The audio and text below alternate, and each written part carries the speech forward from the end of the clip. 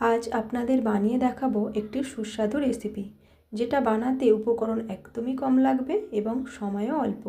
তো hello friends, আমি প্রিয়াঙ্কা রান্নাঘরে আপনাদের স্বাগত। তো এটি বানানোর জন্য প্রথমে আমি 2 বাটি নারকেল কোড়া নিয়েছি। নারকেলটা কিন্তু একদম মিহি করে কুড়ে নিতে হবে।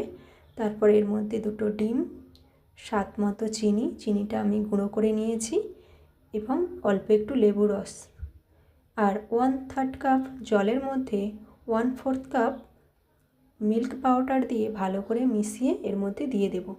সমস্ত উপকরণটি মেশানো হয়ে আসলে এর মধ্যে দিয়ে দিতে হবে ভ্যানিলা এসেন্স। আপনারা চাইলে সাদা এলাচের গুঁড়ো ব্যবহার করতে পারেন, এর ফলে কিন্তু স্মেলটা ভালো আসে। এরপর একটি বোলের মধ্যে অয়েল ব্রাশ করে নিচে কাগজ দিয়ে তার মধ্যে মিশ্রণটি দিয়ে গ্যাসে আধ ঘন্টা থেকে 45 মিনিটের মতো কুক করে নেব। তো কুক করা হয়ে গেছে, দেখো একদম কত সুন্দর রেডি। দেখতেও যতটা সুন্দর, খেতেও ততটাই সুন্দর ছিল। তো এটার নাম কি দেওয়া যায় আপনারাও কমেন্টে জানাবেন। আর দেখুন কতটা সুন্দর হয়েছে।